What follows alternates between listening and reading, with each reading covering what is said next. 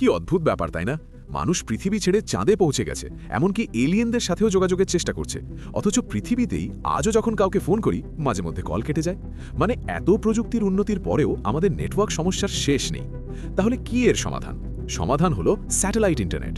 কিন্তু ভারতে satellite internet চালু করতে হলে আমাদের এমন অত্যাধুনিক মেশিন বানাতে হবে যেগুলো আকাশে ভেসে থাকবে, অর্থাৎ বিশাল স্যাটেলাইট। আর এসব স্যাটেলাইট এক বছরে বানানো সম্ভব নয়। এই কারণেই হয়তো তুমি শুনেছ 19 ডিসেম্বর ইসরো ভারতের ইতিহাসের সবচেয়ে ভারী স্যাটেলাইট উৎক্ষেপণ করেছে। এর নাম ব্লুবার্ড ব্লক 2। এই প্রকল্পটি হয়েছে অংশীদারিত্বের ভিত্তিতে।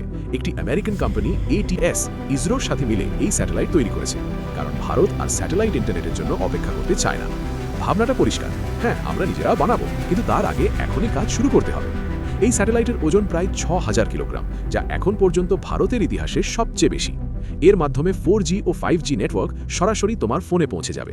তুমি পাহাড়ে থাকো, জঙ্গলে থাকো, মাঠে দাঁড়িয়ে থাকো, এমনকি কোনো দুর্গম জায়গায় থাকলেও। তাই ভিডিওটা ভালো লাগলে লাইক আর সাবস্ক্রাইব করতে ভুলবে না।